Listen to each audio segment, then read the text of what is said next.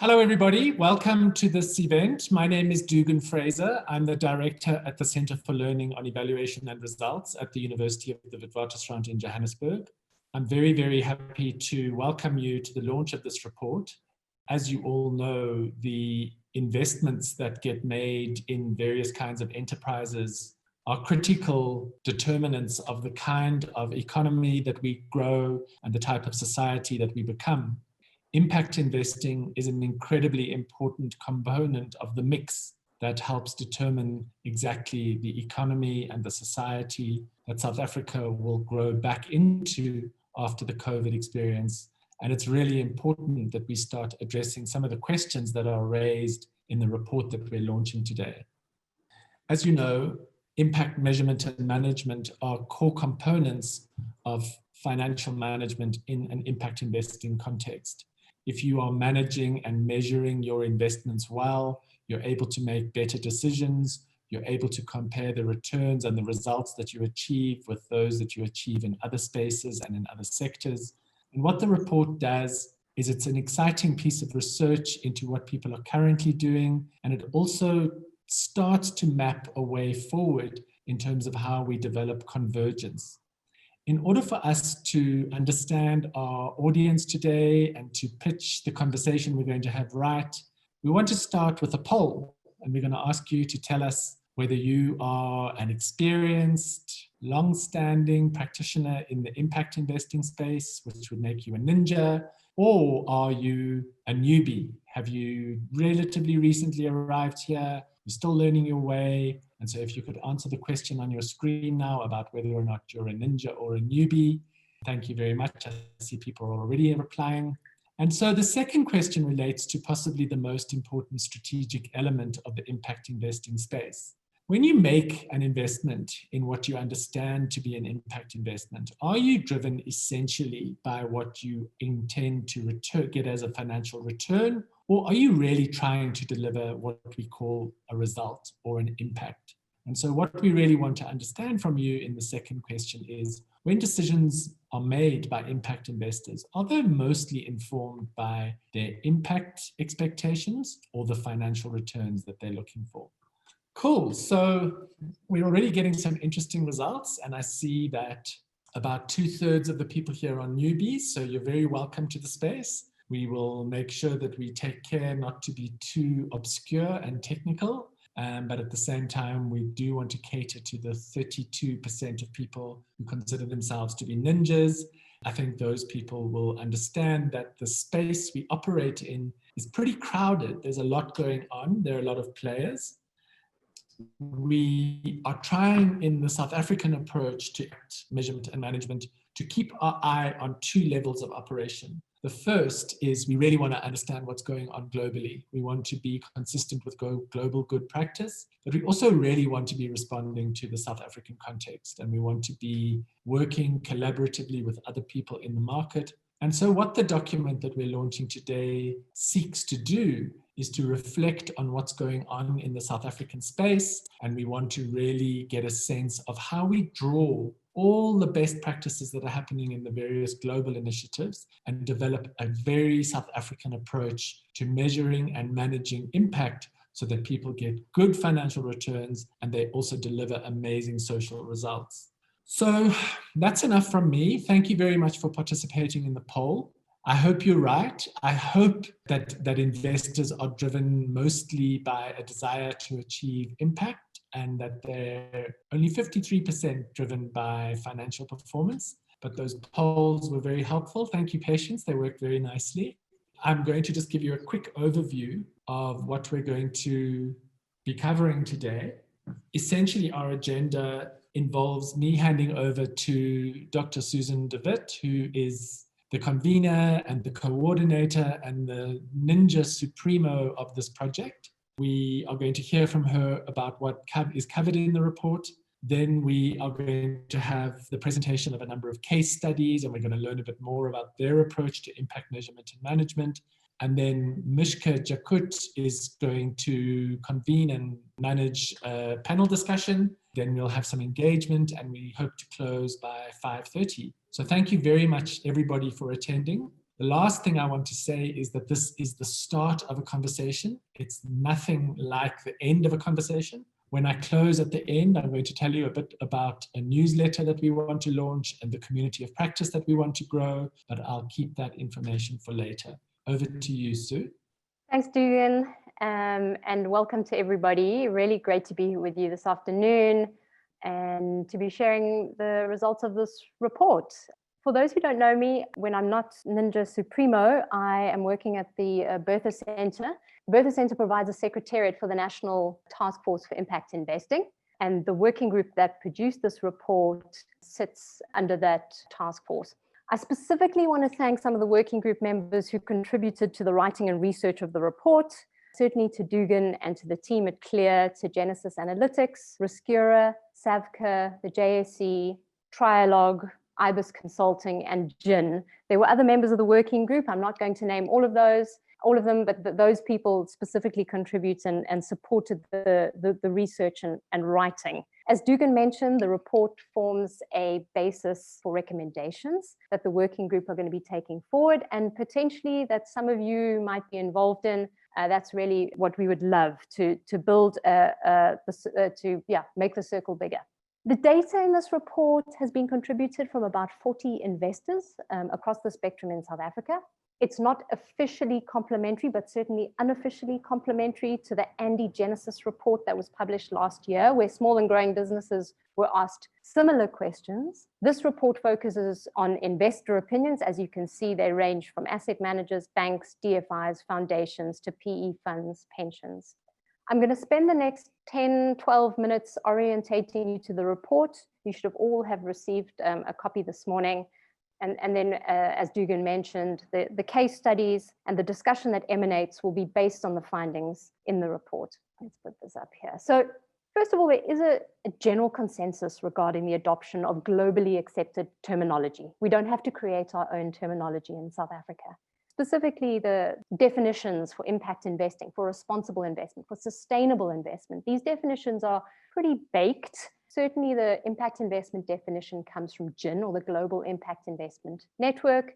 You will recognize these organizations, the PRI, IISA, the Finance Sector Conduct Authority, National Sustainable Finance Initiative.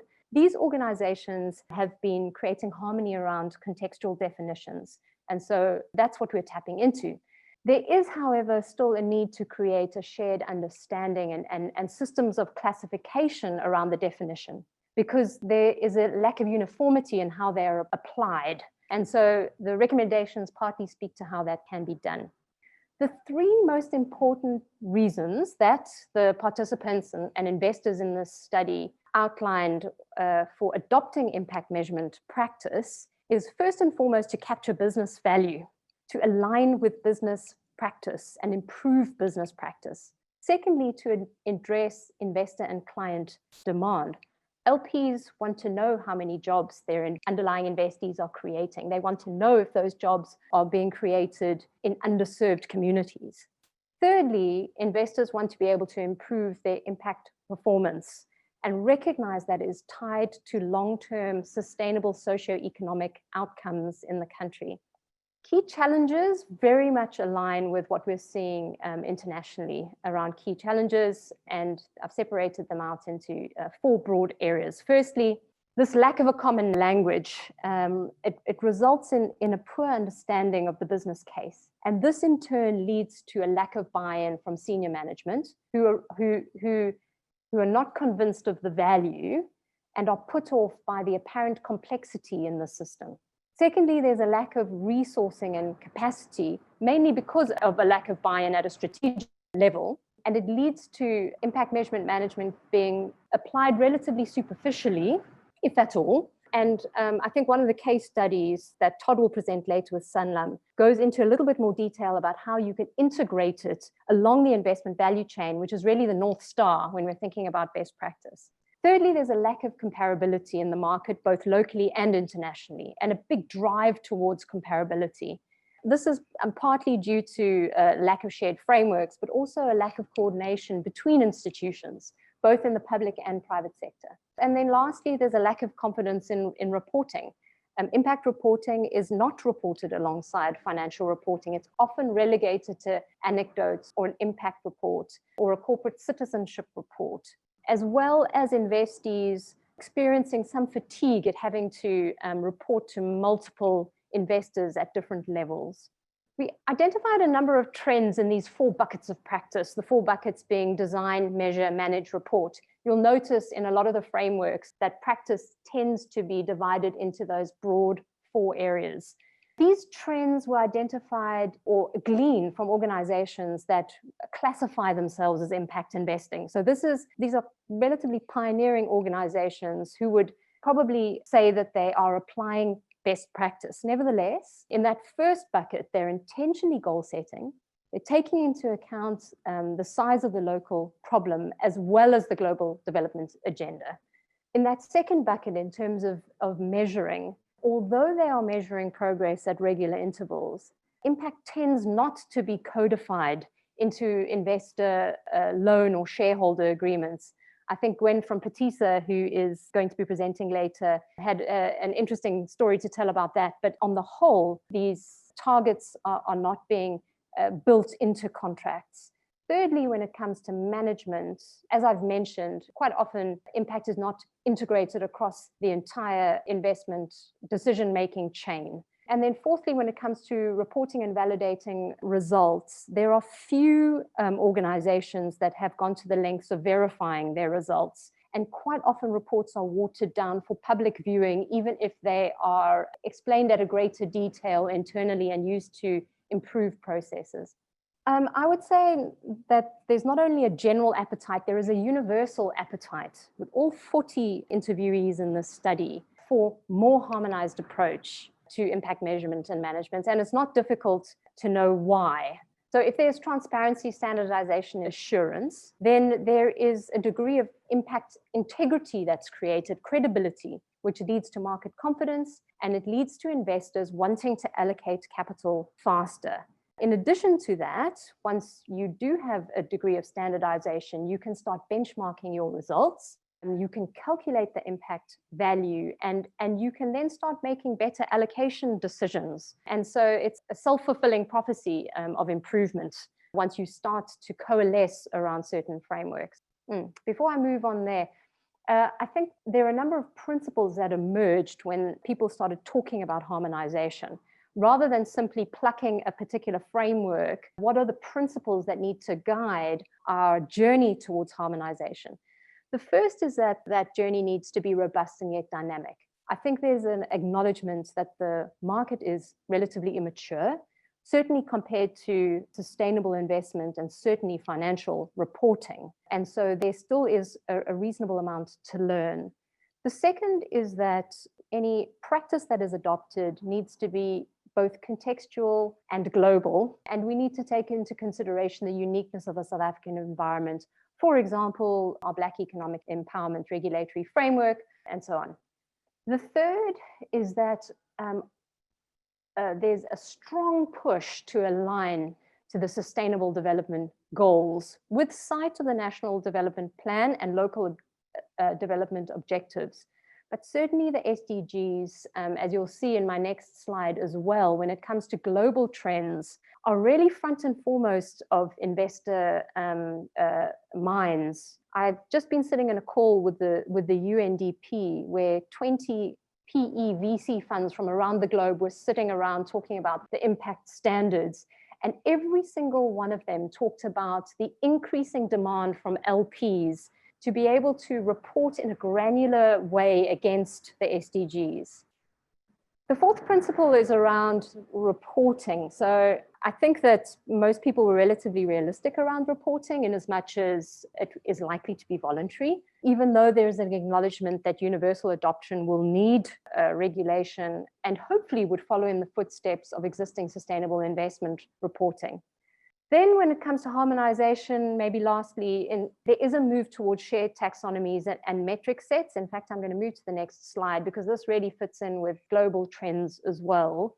And there are shared metric sets that are seeing more adoption. For example, the IRIS Plus, HIPSO which is a set of DFI shared metrics, is one of the precursors of this type of practice. And many of you will know of the Green Taxonomy Working Group that was set up and is being led by the National Business Initiative to feed into the National Sustainable Finance Initiative. So we have our own local version of taxonomy building. The other trends that I think are useful to note internationally, we've already talked about the SDGs, and I wanted to draw your attention to is the structured network being convened by Impact Management Project of 16 global standard setting organizations whose expertise and audiences are complementary and who, taken all together, have the potential to provide a complete and generally accepted set of guidelines for impact measurement management. I'm not going to talk about or name all of them, but they include the likes of PRI, GIN, GRI, OECD, etc. I've talked about metric sets. I think one of the other trends for people just to watch out for is this movement towards greater assurance. So we talked about standardization and benchmarking. That will require verification by third-party auditors to ensure that people are meeting the same standards. The two examples that are given in the report contrast the IFC's operating principles for impact management and the UNDP's SDG impact standards. Both of those sets or frameworks require verification, but in order to get a seal, for example, from the UNDP SDG impact standards, you are required to have a third-party accredited verifier rubber stamp your practice. And then finally, I've mentioned the National Sustainable Finance Initiative. So in terms of comparing performance, that many of you will know of the social return on investment, the complexity associated with that. There are multiple other methodologies that are being developed to be able to compare dissimilar investments. So a sanitation business in India versus an agricultural business in Kenya, for example. And there are quite a few examples of those. Probably the most important part of the report is the set of recommendations at the end, which the working group members will be taking forward. The first is around raising awareness, so accelerating adoption of this terminology, building the use case. The second is around improving measurement management practice at multiple levels of an organization. So both at a strategic level, building that case with senior management, and then capacitating investment teams and capacitating the evaluation community who are going to be a key part of building this system. The third recommendation is around enabling greater harmonization by adopting market-leading frameworks. So not only adopting frameworks by standard setters, global standard setters, for example, and certainly those will be highlighted in webinars, in the report, in trainings, etc., but also contributing to the development of those frameworks. So there are multiple opportunities to collate a South African response to a set of IRIS metrics that are being due for launch, global launch. And then finally, to build a culture of transparency and disclosure, which is partly about reporting and assuring practice, but it's also about building a social compact about why this is necessary. And one of the arguments that we make for adopting this foundational piece of market infrastructure, certainly in our current post-COVID recovery, is that these are the kind of tools that are going to help us build back better. Finally, I just want to draw your attention to the annexes, which are at the back of the report. They are a moving target. We have tried our best to collate what we think are leading frameworks in the market and given some idea of where they are applicable, both for asset owners and investment managers. And if you would like to go and maybe have a longer list, in Annex C, they are listed there. I think many organizations and reports have tried to list them. It's an ever-growing list. So great, thank you very much. I hope you enjoy reading the report. I would like to hand over to Tanya Swanepoel from African Infrastructure Investment Managers. She is going to take you through a really interesting case around creating pockets of standardization around the REAP. Tanya, over to you. Thank you very much. And thanks also for the report. I've read it briefly, but look forward to getting into it in a little more depth going forward. So well done. Congratulations on that. I'm the Environmental, Social, and Governance Advisor at AIM. And AIM is a wholly owned company, wholly owned by Old Mutual. It has 19 years of infrastructure investment experience across Africa and has 1.9 billion US in assets under management at the moment. Our investment track record extends across 7 funds with more than 60 infrastructure investments. And this covers sectors such as transport, ports and logistics, power generation, both renewable and not, and telecommunications. And we have investments in about 19 African countries, including South Africa.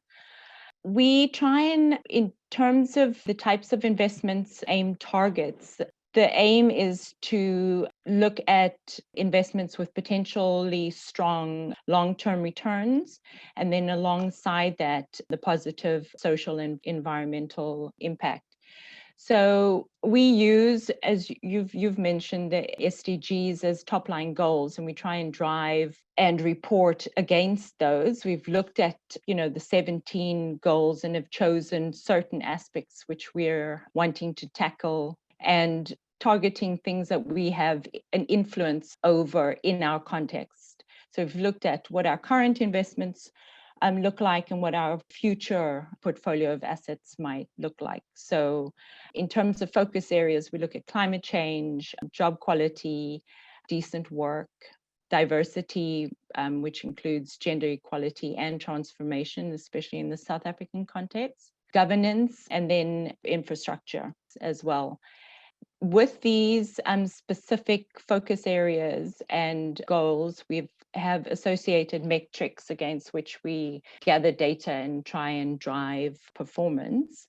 At a practical level, we have a pretty good, robust set of data across our portfolio over a number of years, covering things like energy produced, emission reduction, job numbers, transformation, etc. But this only tells part of the story. And when we looked at our renewable energy portfolio, we have 26 projects in the program.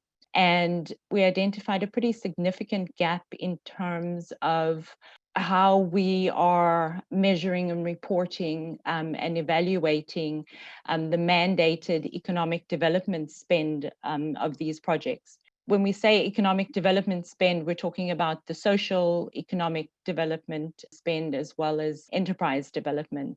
So we had a pretty good idea of what the inputs and a lot of the activities were about that were taking place. But there are a number of questions about how well these initiatives were performing. Is the money well spent? Are we going to be able to demonstrate some kind of movement towards outcomes, at the end of the life cycles of these projects, to get some kind of standardization in terms of our approach across the portfolio.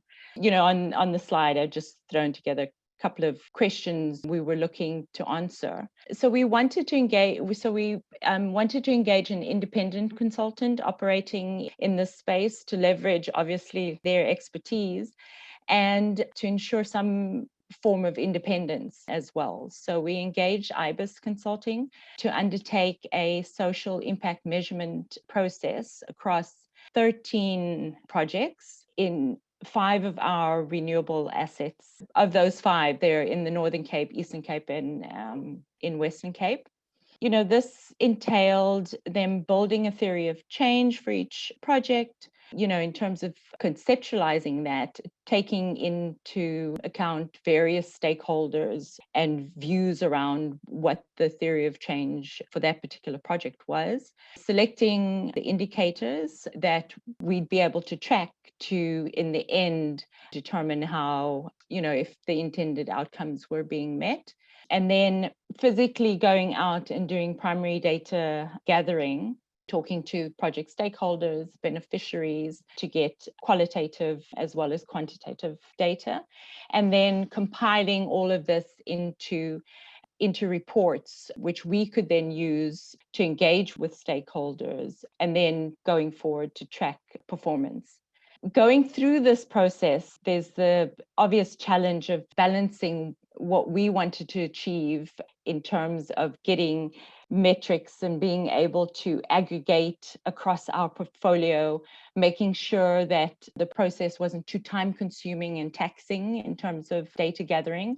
So there is much discussion around what metrics tell the story, both quantitative and qualitative, and how could we compare different projects, share learnings across projects, and having some sort of standardization, but taking into context the complexities and the uniqueness of the interventions, as well as the communities in which they operate.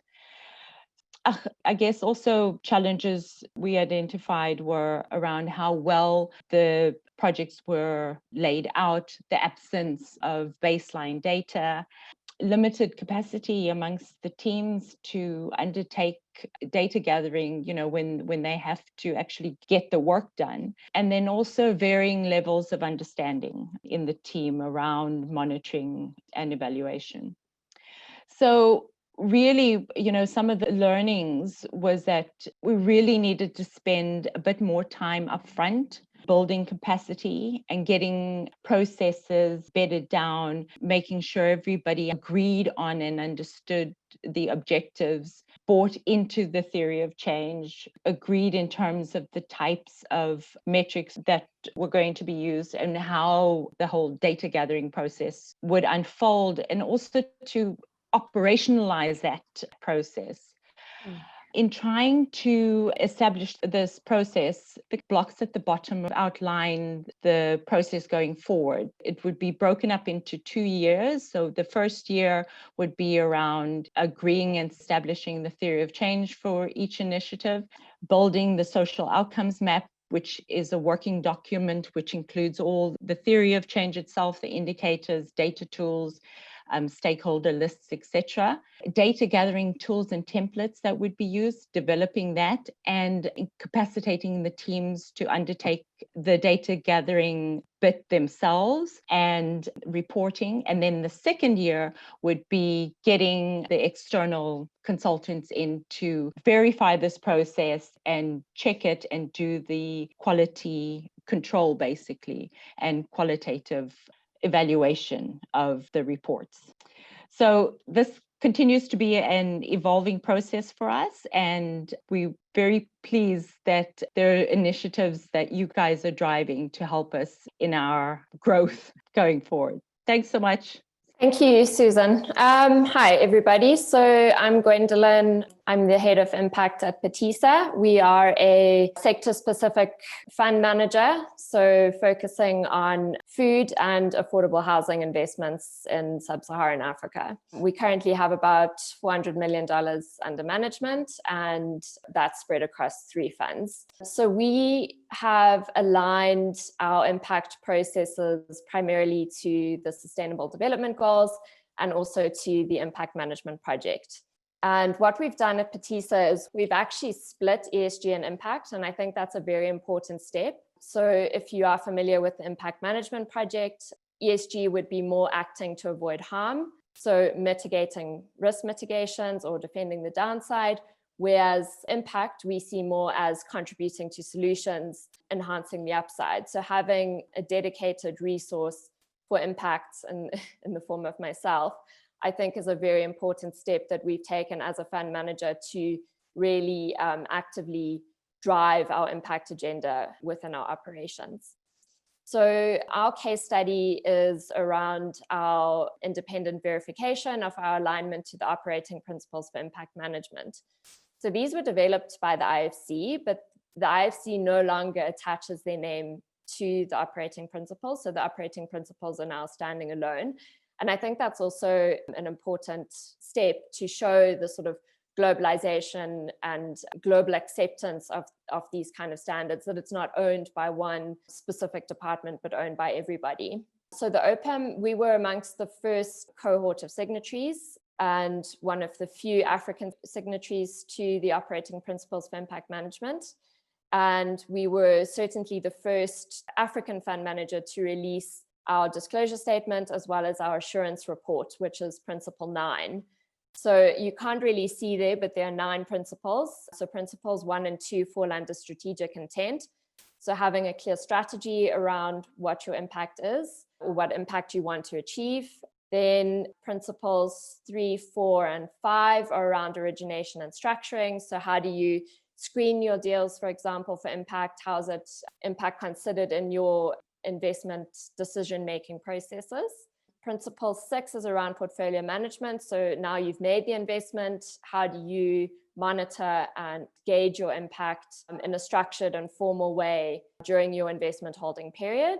And then principles 7 and 8 concern impact beyond exit. So obviously you don't want to have impacts that stop the minute you exit. You want those impacts to be enduring and to not have a low level of what's called drop-off. For newbies and for the ninjas, you'll know what drop-off is. So the 9th principle, and that's the one we're focusing on here, is independent verification. And that independent verification is about your system's alignment to the principle. So it's not necessarily about verification of your impact results, but verification of the fact that your processes and your impact measurement and management system aligns to these 8 principles, essentially, if you count the 9th, to these 9 principles that have been defined as best practice for impact measurement and management. So like AIM, we also engaged IBIS, so getting some good publicity out here for IBIS, I think. And IBIS did an independent verification for us. They scored us against 3 categories. So the first category was compliance. So this was defined as either a yes or no. So either we complied to the standard or we didn't. So we were found to be in compliance with all 9 standards. So our compliance score was 100%. But we obviously wanted to not just end there and say, yes, we have a strategy, we have reporting tools, we have systems in place to continue measuring beyond exit. We wanted to really know the further extent of how we could improve our systems. So we also looked at quality and depth. So the quality measure was looking at our documentation, so how repeatable and standardized it was. And then the depth measure was looking at process thoroughness, so how closely our systems were aligned to best practice. So through this exercise, through the quality and depth categories, we scored well, but we didn't score full marks, which I think is ideal because you do want to have some areas where you can improve. So these were identified by IBIS and given to us in a short report. As well, they gave us an assurance statement, which can be found alongside our disclosure statement on PETISA's website. So if you want to explore further what that looks like, it's quite easy to find on our website. So essentially, I think this kind of standardization is very necessary. The next step for us would be verification of results, because we do align to the GIN's definition of impact investment, which is measurable. You've got to actually act to achieve that, and you've got to take active steps to get to that. You must have intent, and you must generate. So that the 3 areas of the GIN's definition are intent, generation, and measurability. So the 4th aspect, which we think should be added, is verification. And this is our first step towards verification. So our first step was verifying our systems alignment. And then the next step, which we will take in the future, is verifying our actual results. So that's really it from our side.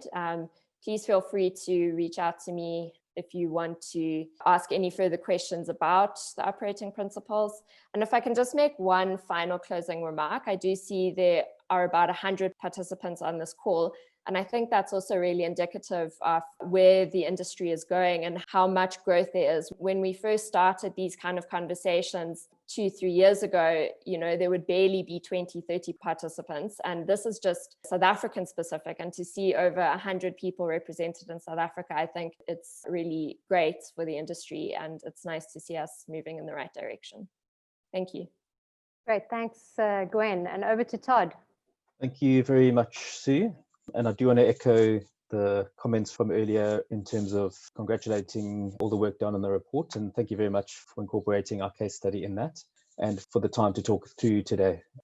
For the observant among you, you'll notice that I was originally meant to share this time with Vukile Temba, a portfolio manager in our private debt team, but she's unable to make it. But I know that those who were really keen to see her and are left with me, Sue tells me that you can get your money back.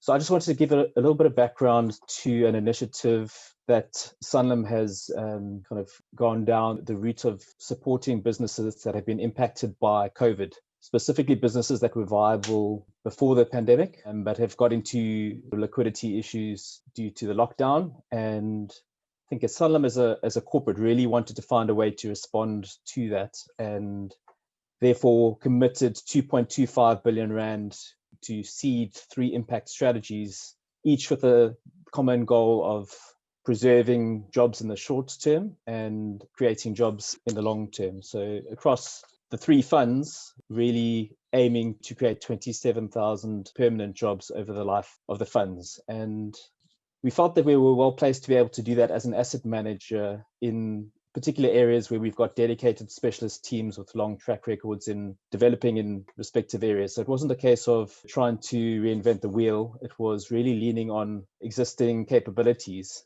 But the aim is to draw in capital alongside Sanlam, which otherwise would not have been invested in these areas. So I would say in the SME space in particular. And the way we went about doing that is really trying to deliver a solution that would be attractive to the retirement fund industry. And in order for that to happen, in order to catalyze change while drawing in retirement fund capital, we really needed to find solutions that could deliver on financial mandates as well.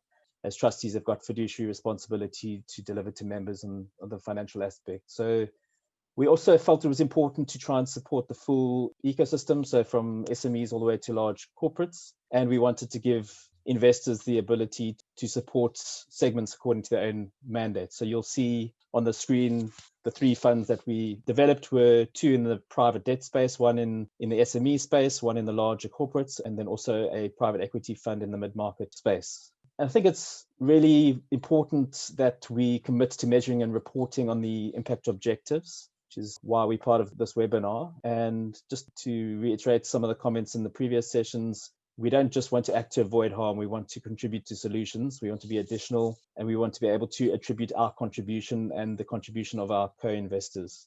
So it wasn't a case of just counting jobs. So I do mention what the target is in terms of the permanent jobs we're looking to create, but we wanted and are committed to inclusive job growth and to improving the quality of jobs. And we didn't just want to do this in isolation, so we really leaned on some broader national and international imperatives around employment and inclusive economic growth. And that would include elements and standards you're familiar with in terms of the Sustainable Development Goals, and also align with the 2030 National Development Plan and also the ILO's Decent Work Agenda.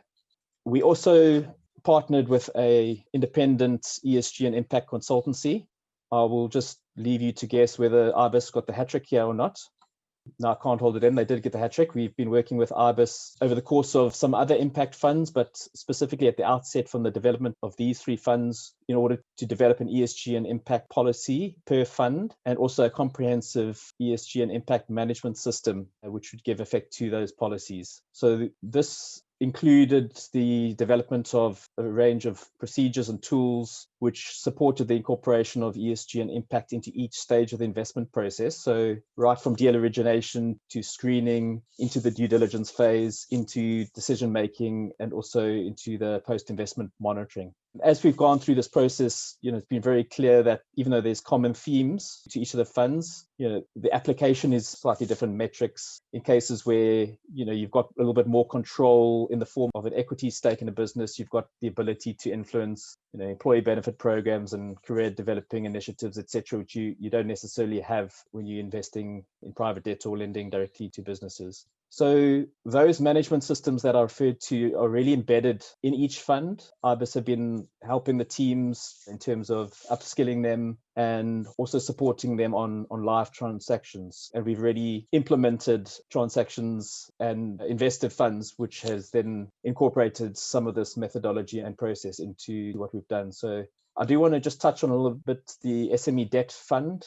Vukile would have spoken here, but I'm happy just to cover that. So I think it's important to understand how the activities that we engage in lead to the desired impact. So we too went through trying to define the theory of change, which is outlined on the right-hand side of the chart there, which really tries to define how the outputs and outcomes from our funding will actually create the desired impact. And to support this, we work with IBIS to identify appropriate indicators. As I mentioned, it's not just about job creation, so it's not just change in employment. We definitely do incorporate tracking the number of permanent employees, temporary employees, the change over time, over the life of our investment. But also we wanted to make sure that our interventions could stop retrenchments and also that we're able to support businesses back to full capacity. So employees don't have to reduce their working hours, they don't have to work part-time. All of those elements are key parts of what we are looking to do to support the businesses. And there's a whole range of other indicators which are tracked but not necessarily included in decision making. So around jobs created for local population, the youth, etc. But we do track diversity in terms of jobs retained, created for female employees and Black employees. Maybe just a final comment. I know my time is up. So in practice, this process is really done on a qualitative and quantitative basis through the collection of data directly from portfolio companies, which is verified independently, and also annual surveys and interviews, again, conducted independently. So there's lots of lessons which we've learned and understand that there's a need to evolve this. And I'm also willing to be contacted directly to talk through some of those nuances. But we're very excited about it. We're delighted to be part of this evolution, I think, in the South African market. And thank you again for your time. Thank you so much, Todd. I'm going to just quickly jump in before Mishka takes over, and I want to introduce a poll that we're running right now. So as Sue said, the report makes a set of recommendations which are around raising awareness of impact measurement and management, improving capacity and practice, enabling harmonization, and building a culture of transparency and disclosure. So the working group obviously has to make a decision about where to be putting its energies. And what we really would love to hear from you is which are the things you think are most important. If you can complete the poll, and then I'll give you the feedback on it when we've finished hearing from Mishka and the panel. Over to you, Mishka. Dugan, and hello, everyone. We have been plugging away at this report with the leadership of Sue and Dugan as a working group for the better part of the year. And I think what's been really exciting for me is that some of the lead contributors are actually people who are fully embedded in the impact investment landscape and are actually from very distinct parts of that landscape. So we have a really exciting panel for you all this afternoon. And that panel will be contributed towards by Tanya van Lille from SAFCA, Altaf Abu from the JSE, and Safira Patel from DBSA. I'm not going to take much of your time by way of introduction to this panel. But just to let you know that if you have any questions for the panel, post them in the chat box so that everyone can see them. We are going to use those questions, if we don't get to them today, to continue to build this discussion going forward. Please do stick with us. Dugan's got some exciting announcements at the end about where we're going to take this work further. So I'm going to dive right in to the first question, and I'm going to ask the panelists each to introduce themselves more fully if they want it as part of their response to the question. But the first question is, what value do you think that impact measurement, brings to decision making? One more time, what value do you think impact measurement brings to decision making? I'm going to start with Tanya van Lille. How does the question relate to your experience with SAFCA? Thank you, Mishka. And afternoon, everyone. It's a pleasure to be here and to be part of this initiative. As Mishka said, Tanya van Lille, CEO of SAFCA, and SAFCA stands for the Southern Africa Venture Capital and Private Equity Association. And I'm also proud that the industry was well represented with the 3 case studies that we saw. But for private equity and venture capital, impact measurement can affect decision-making in all facets of the value chain, from the investment strategy to fundraising, to making the actual investments, to creating value, and then ultimately the realization of investments. However, it won't always be applicable for all funds unless they've made impact part of their mandate, as our members represent the full spectrum of capital. However, if we consider the funds with a level of impact focus, and let's just use the first 2 phases in the private equity venture capital value chain to illustrate the value of impact measurement to decision making. It starts with the fund manager's investment strategy and their ability to articulate the impact they want to make with their fund. The investment strategy will influence the decisions they make for the duration of the fund, which is traditionally over a 10-year period. When it comes to fundraising, fund managers will engage with institutional investors and asset owners who will look for alignment, and the investor's decision to invest or not in a fund is very much dependent on this alignment. and the fund manager's ability to show their track record and demonstrate that they have the skills and the capabilities to measure and report on impact. So ultimately, impact measurement will influence investment decisions, both for institutional investors and the fund managers. Institutional investors or asset owners cannot only compare investments in a particular fund, but they would most probably want to compare investments across multiple funds. And the outcomes achieved will influence their future decisions about where they will invest. So for fund managers, for them, it's about their investment mandate and deciding which geographies, which kinds of industries they will invest in. But we also see what hampers impact measurements and decisions is what Sue spoke to, the lack of harmonization and the ability for asset owners to agree on terminology and frameworks to measure and report on impact. So to be able to make these comparisons, you need to compare apples with apples. And currently it feels like we're comparing apples and oranges, even within funds, given the different approaches, how we measure impact. So some level of harmonization will go a long way in supporting decision-making when it comes to impact measurement. Thanks so much, Tanya. That level of agreement is something that is ambitious, but much sought. Safira, can I move on to you? What value do you think impact measurement brings to decision-making? What does it look like in the context of DFIs? Once again, thank you so much for inviting me onto the panel. I am Safira Patel, and I head up the monitoring and evaluation function or evaluation operations at the DBSA.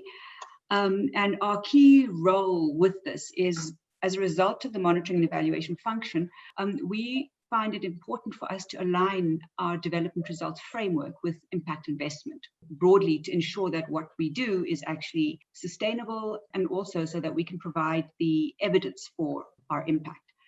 From a DFI perspective, I think the importance of defining impact and enabling evidence-based decision-making is key and is one of the most important value propositions that impact investment brings to the DFI context. Defining impact objectives allows for clearer output and outcome definition and setting, and this ultimately enables more effective monitoring, more effective management of funds, and ultimately more effective development outcomes. Traditional funding objectives that broadly focus on development tend to look at the non-financial aspects of development funding, and it tends to be very broad, job creation or, sustainable development or, alleviation of poverty. And the financial inputs and objectives and outputs were given a much higher status. So you knew exactly what you were going to do when it came to finances, but when it came to the developmental impact, it was very broad.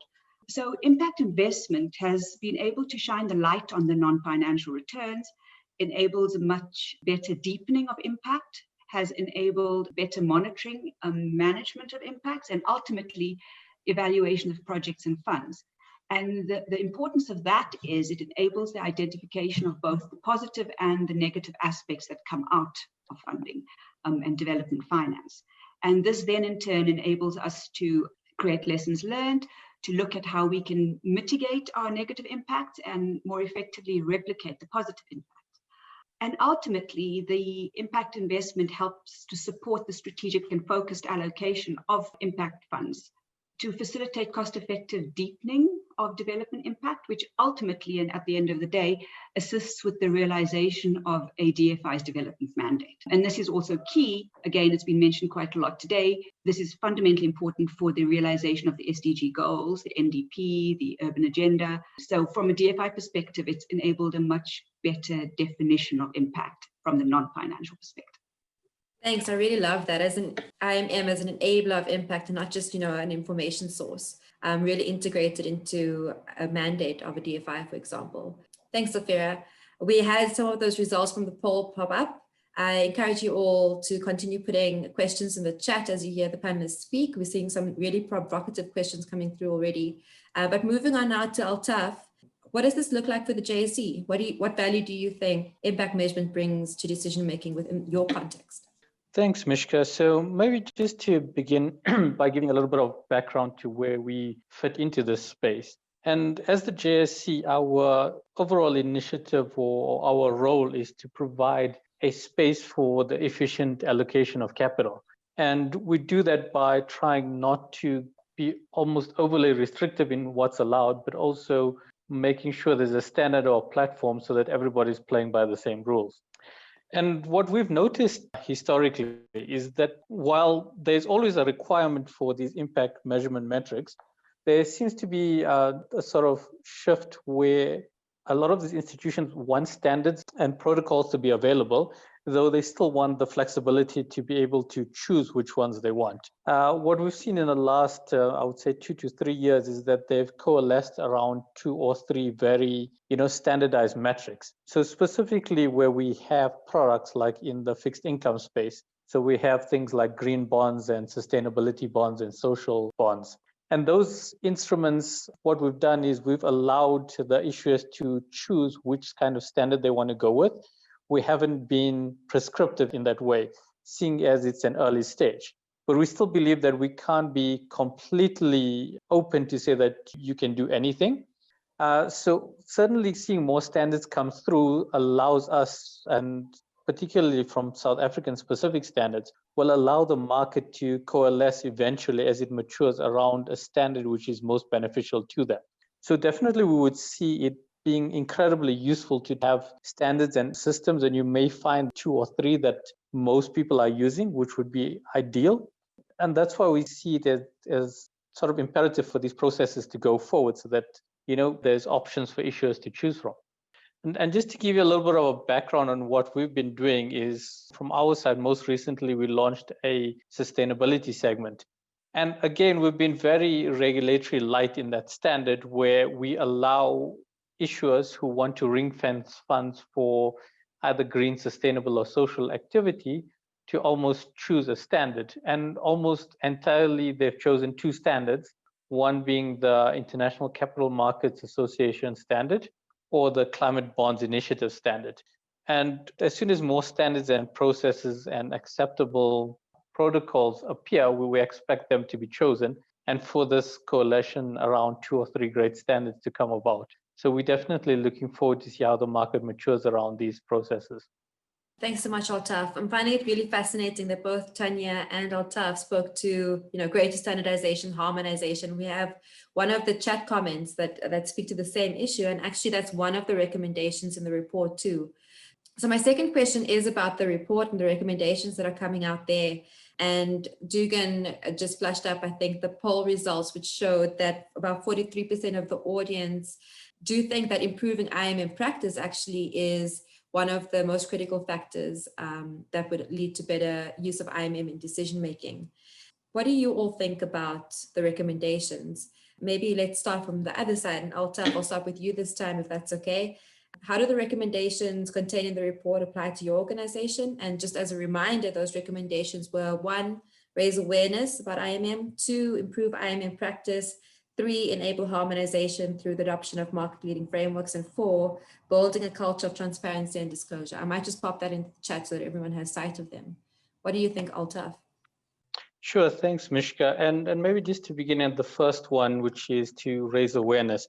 I think that's almost a key and critical thing. And when we have discussions with both issuers and investors, that seems to be the key kind of missing piece.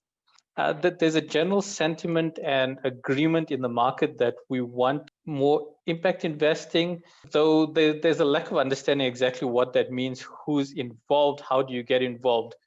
And particularly our South African market is more structured towards institutional investors.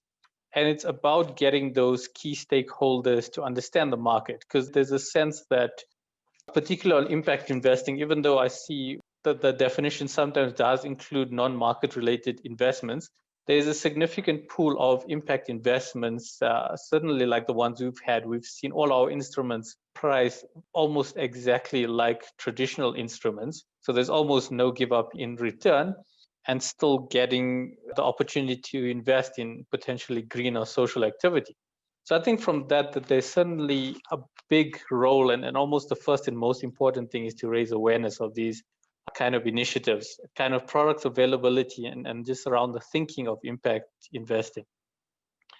And I think that also talks to the practice. I think we're in the evolution right now where people are picking and choosing what they would like to do. And while investors are currently now takers, instead of having the opportunity to have a wide range of instruments, it's still very small. So there's a significant demand for impact investing type of instruments, but there's very few investors.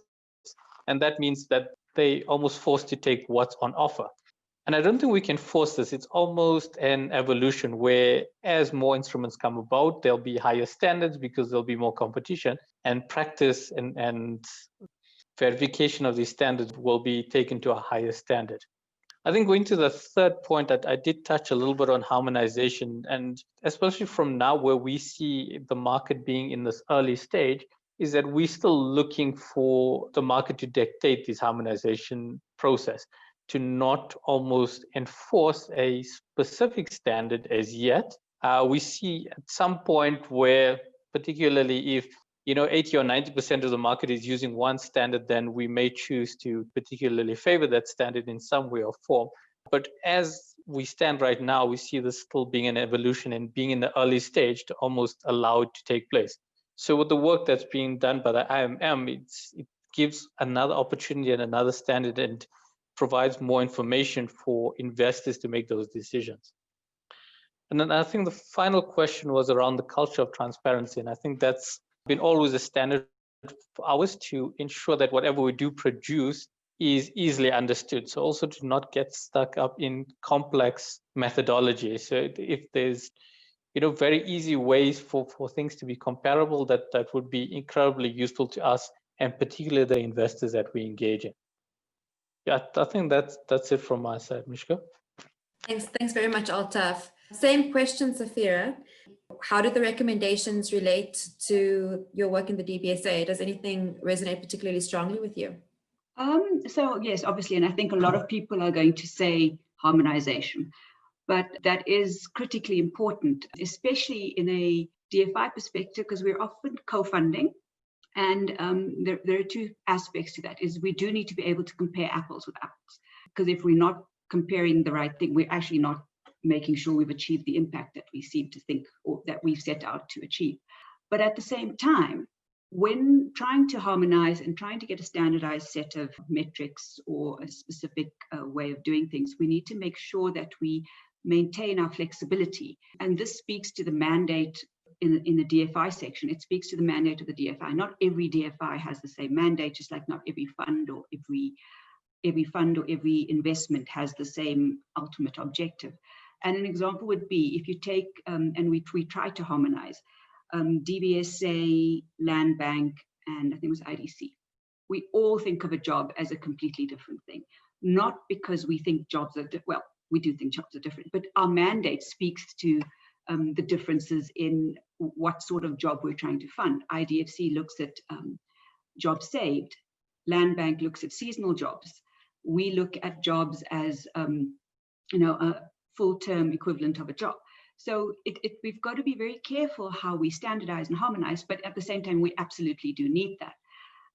In the same way, when we co-fund, we need to have a basic set of agreed indicators and then the flexibility around that. And one of the key reasons for that as well is capacity. And this speaks to the next point that's important for us, is often our clients don't have the ability to gather sufficient data, or we don't have the resource to gather as much data as we'd like. So if we aren't harmonized, at least to a certain degree, we'll be speaking to the same client on the same project and asking for different things. And then you'd be sending your client on a wild goose chase. DBSA wants this and AFD wants that, or whatever it might be. So it's very important to have the harmonization and then a certain level of flexibility to put in your mandate or your mandate requirements in there. Secondly, so I think for us, capacity development was critically important, and the resourcing side of things. And that goes both internal and external. Internally, it's a different mindset for some transactors to start looking at non-financial returns as opposed to financial returns. A traditional way of looking at it is how many deals did you approve? What's the quantum of your approval and your disbursement? Whereas now we're looking at, well, what is the impact that you achieved with that disbursement? And you can only really see that impact a long way down the line, or that outcome. So it's trying to change the systems internally to create the capacity internally to facilitate that change, but also within the sector. If the sector doesn't understand what we're trying to achieve from a developmental perspective, it's going to be very difficult, because every time you try and gather data or ask for data or try and capacitate with respect to impact investment and outcome data, people are going to just like, okay, what are you coming with now? And then as a DFI, you've got a development mandate. A lot of your clients don't have that extra capacity or the resourcing. So a lot of work needs to be done within that to ensure that we're able to create the awareness, create the capacity, and provide the resourcing. Yeah, thanks, Sophia. And I like that middle point of yours about not sending people on a wild goose chase is helpful with harmonization too, and making the best use of the capacity that's there. That capacity management aspect is really, really helpful. Moving on to you, Tanya. And I know we had quite a provocative question in the chat about whether harmonization is mission impossible. How do these recommendations relate to what you're hearing through in your industry as SAFCA? So I think the recommendations apply to all of the recommendations actually apply to private equity and venture capital, because they're very much interdependent. You need the one to enable to influence the other. For instance, by improving IMM practice, you'll get more fund managers that start investing in impact investing, or for those that are currently investing, more fund managers will be able to identify the areas where their investees are underperforming and be able to support them and ensure their growth. But if I also focus on something like raising awareness and the harmonization, firstly, the raising awareness, reports like these and forums like Impact Investing South Africa is aimed at raising awareness about impact investing in the local market.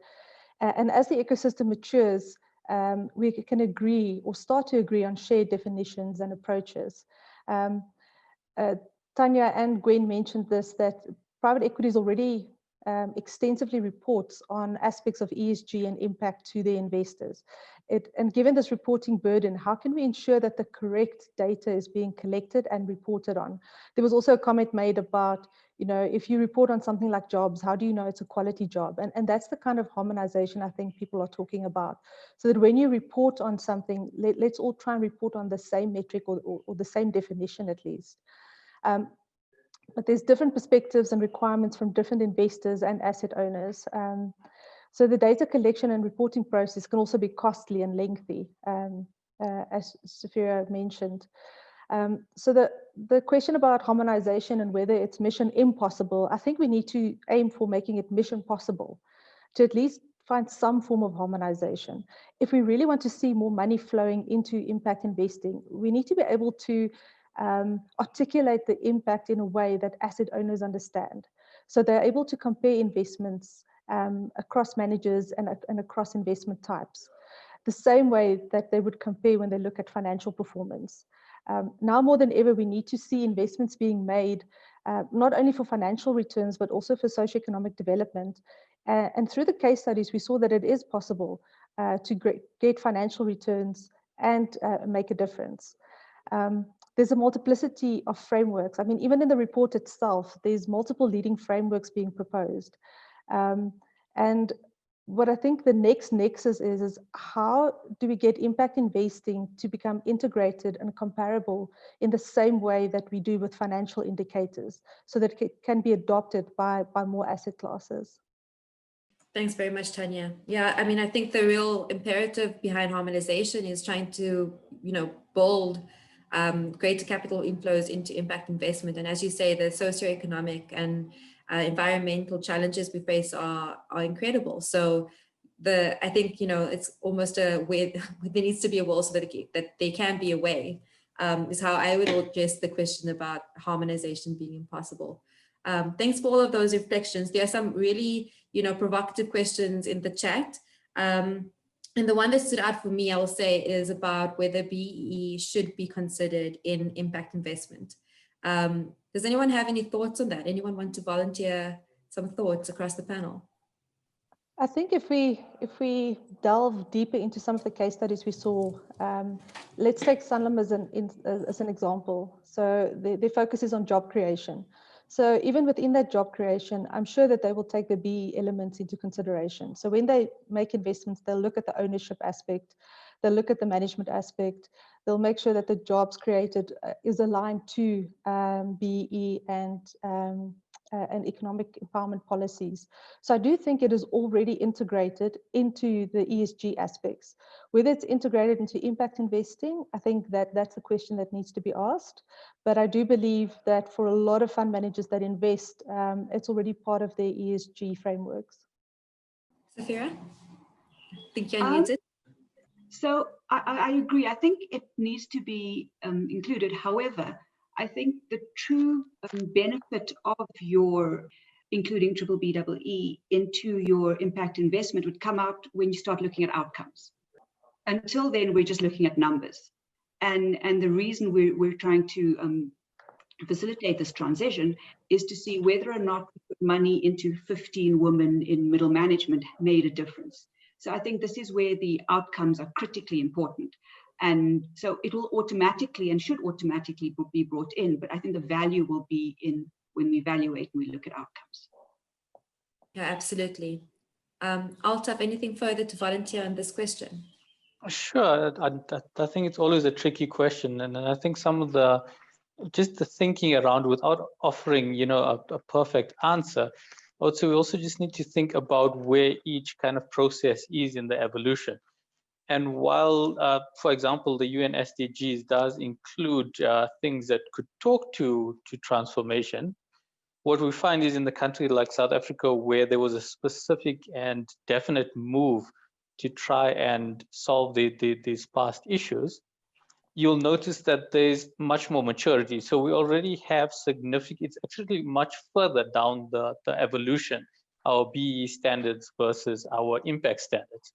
So there's already, a wide range of verification. There's standards where we can compare financial reports, where we went from just an ownership to a staff measurements, and then, management staff. And there's quite a few metrics that are far further along than we are from the impact side. So I think it's just worth considering whether putting those together and lumping them together will actually benefit or not benefit BEE, considering where the two are at this time in place.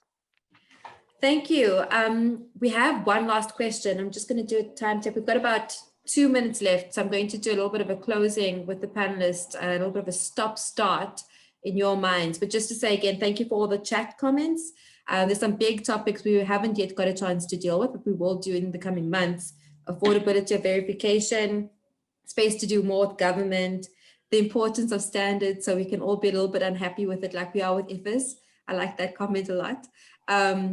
So yes, I think just to move into closing and really to hear from our panelists any call of action that they have, looking again at the recommendations, what would they think would be the one thing we should stop, one thing we should start, green light and red light, in terms of the use of IMM in decision making? Maybe let's go with Tanya first. Thanks, Mishka. I think what we should start doing is investing in our own future, and there might be a level of uncomfort with harmonization, but I think we should work towards that. And what we should stop doing is thinking that if you invest in impact investing, you forego financial returns, and that as an investor, it's a donation, which it isn't. Great, thanks. Safira, what should we stop and what should we start? So it's less a stop rather than reduce focus on, and that would be increase the focus on outcomes and evaluation. Because until we're actually verifying and looking at the outcomes, an example would be the one I gave earlier on BBBEE, we're actually not really getting very much further. We're just counting widgets and not looking at our actual outcomes, what's happening on the ground. Are we achieving what we say we're going to achieve? And then for the start, for me, it would be, instead of looking at broad goals, SDG goals, 1 to, no poverty, life below, look at what the localized SDG targets are, because that's where the actual value and the benefit for the country and the region are going to be. So look at the localized SDG targets and align our investing, our impact investing to that. Great, thanks. And Altaf, you've got the closing words. What should we stop and what should we start? Thanks.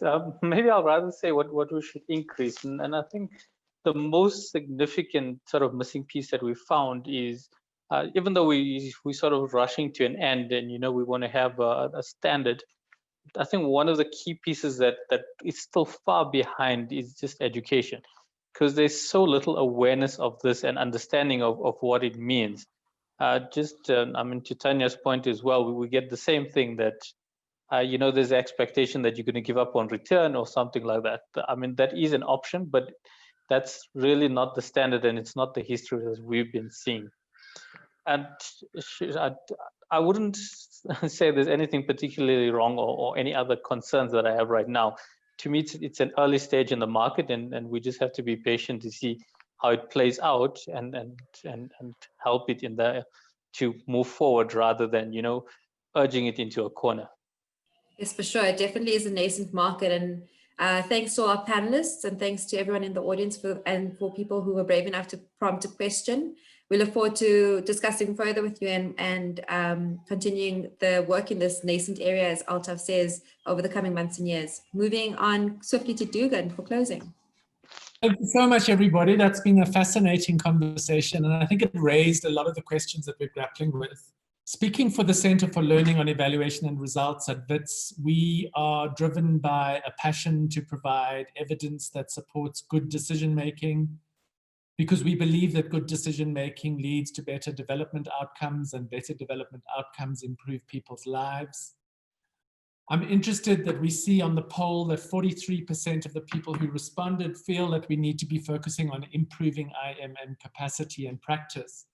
And I'm delighted to tell you that the Center for Learning on Evaluation and Results, in partnership with Bertha at the Graduate School of Business at UCT, is in conversation about how we take this report and we use it as the basis for a curriculum. That's the one thing we're doing.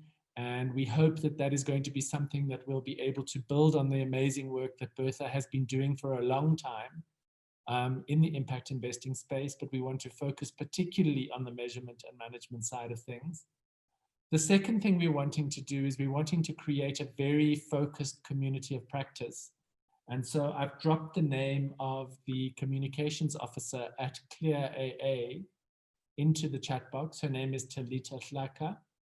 She is going to be working with us to convene a mailing list of people who want to join our newsletter that will be focusing on impact measurement and management for the impact investment space. I'm going to copy the email address again so that it's right there.